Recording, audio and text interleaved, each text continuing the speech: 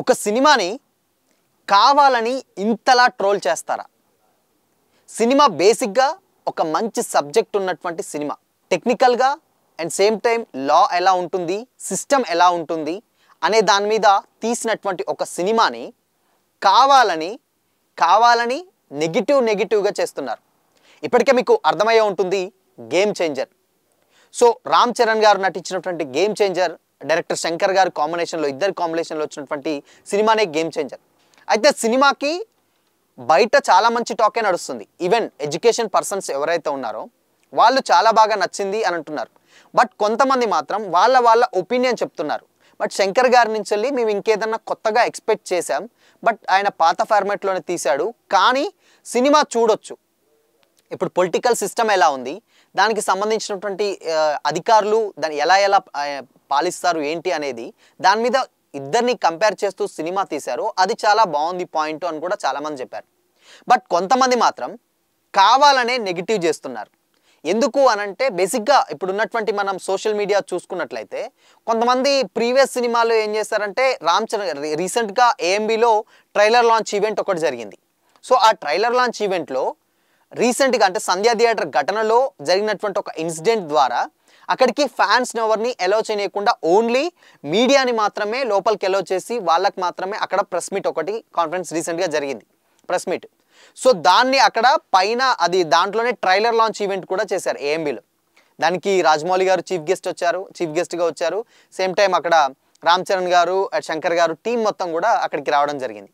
అయితే అక్కడ పైన కూర్చొని ట్రైలర్ వాచ్ చేస్తున్నటువంటి సీన్స్ని ఇప్పుడు గేమ్ చేంజర్ రిలీజ్ అయిన తర్వాత సో ఆ సీన్ని దానికి అటాచ్ చేస్తూ సోషల్ మీడియాలో పెట్టి మరి సో గేమ్ చేంజర్ సినిమాకి జనాలు మాత్రం ఎవ్వరూ లేరు, ఓన్లీ రామ్ చరణ్ గారు ఒక్కరే పైన ఎక్కడో ఒక మూల కూర్చొని చూస్తున్నాడని కూడా చాలామంది నెగిటివ్ అయితే చేస్తున్నారు. అది తప్పు.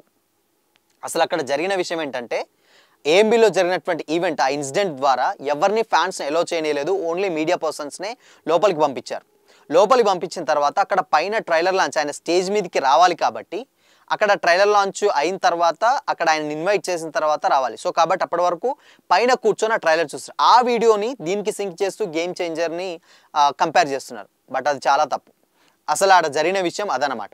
సో ఇక సినిమా విషయానికి వచ్చినట్లయితే సినిమా కంప్లీట్గా ఇప్పుడు ఉన్నటువంటి ఉన్నటువంటి రాజకీయ నాయకులు ఎలా దాన్ని ఫ్రాడ్ చేస్తున్నారు, సో దాన్ని ఎలా ఓవర్కమ్ చేయొచ్చు, అండ్ ఉన్నటువంటి ఐఏఎస్ ఆఫీసర్గా అంటే ఐఏఎస్ ఆఫీసర్కి చాలా అధికారాలు ఉంటాయి. సో ఆ ఐఏఎస్ ఆఫీసర్లు కూడా తలుచుకుంటే ఏదైనా చేస్తారు. మెయిన్గా విద్య అంటే మనం చదువుకుంటే చాలు, చదువుకుంటే దేనైనా శాసించే శక్తి ఉంటుంది అని కూడా ఒక ప్రాపర్ మంచి డెఫినేషన్ ఉన్నటువంటి ఒక సినిమాని శంకర్ గారు అయితే మనకి ఇవ్వడం జరిగింది. బట్ శంకర్ గారి మార్క్ ఏంటంటే శంకర్ గారి సినిమాలన్నీ అలానే ఉంటాయి. శంకర్ గారి దృష్టిలో హీరో ఎవరంటే ఒక సమాజాన్ని గురించి పట్టించుకున్నటువంటి వ్యక్తి, అన్యాయాలు జరుగుతుంటే సహించని వ్యక్తి, లేకపోతే ఏదన్నా జరిగినా కానీ అంటే వాళ్ళకి ఏదైనా హెల్ప్ కావాలన్నా కానీ చేసేటువంటి ఒక సగటు వ్యక్తి. ఆయన దృష్టిలో ఆయనే హీరో. సో అలాంటి పర్సనే హీరో. అలాంటి పర్సన్ స్టోరీస్నే ఆయన కూడా తీస్తారు. కొంతమంది రీసెంట్గా సోషల్ మీడియాలో కొన్ని కామెంట్స్ చేస్తున్నారు.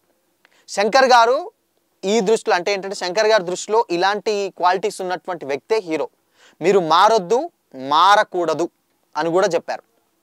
ఎందుకు మారకూడదంటే ఇప్పుడున్నటువంటి జనరేషన్స్ మొత్తం సినిమాని బూతు సినిమాలు చేసినా చూస్తున్నారు, లేకపోతే వేరే ఇల్లీగల్ యాక్టివిటీస్ ఏదైనా చేసినా కానీ ఎక్కువ మంది చూస్తున్నారు.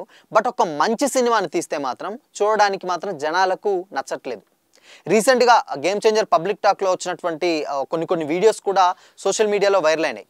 శంకర్ గారు, రామ్ చరణ్ గారు ఇలాంటి వీడియోలు తీయొద్దండి, అంటే ఇలాంటి సినిమాలు తీయొద్దండి, ఇవి మంచి సినిమాలు, మీరేదో క్రైమ్ చేసేటి లేకపోతే చంపేటి నరుక్కునేటి అటువంటివి తీయండి, అవే ఆడతాయి. కానీ ఇవి సొసైటీకి పనికొచ్చేటి లేకపోతే చదువుకునే వాళ్ళకు చదువుకుంటే మనం ఏం చేయొచ్చు అని తెలుసుకునే వాళ్ళకి, లేదంటే ఉన్నటువంటి రాజకీయ నాయకులు ఎవరైతే ఉన్నారో వాళ్ళ అన్యాయాలని మనం బయట పెడితే, ఇప్పుడు వీటన్నిటిని అంటే చదువుకొని అన్నీ బయట పెడితే ఇలాంటి సినిమాలు జనాలకైతే అవసరం లేదు. కేవలం వాళ్ళకి కావాల్సింది క్రైము, ఇల్లీగల్ యాక్టివిటీసు, బూతు సినిమాలు ఇవే కావాలని కూడా కొంతమంది మాట్లాడుతున్నారు. బట్ ఏది ఏమైనా కానీ అక్కడ శంకర్ గారు తీసింది ఒక మంచి కాన్సెప్ట్ సినిమా. గేమ్ చేంజర్ అనేది సినిమా ఏంటంటే ఒక ఐఏఎస్ ఆఫీసర్ బ్యాక్గ్రౌండ్ స్టోరీలో వాళ్ళ తండ్రి ఉన్నట్టు అప్పన్న క్యారెక్టర్ కూడా ఒకసారి మీరు అప్పన్న క్యారెక్టర్ చూస్తే దాంట్లో చాలా అంటే చాలా ఒక డెప్త్ ఉన్న క్యారెక్టర్ అది. ఎందుకు అనంటే రీసెంట్ టైంలలో అంటే రాజకీయం డబ్బుతో చేయకూడదని ఒక మంచి కాన్సెప్ట్ తోటి అప్పన్న క్యారెక్టర్ డిజైన్ చేయబడింది. అదే ఒక నెక్స్ట్ లెవెల్ క్యారెక్టర్ అది.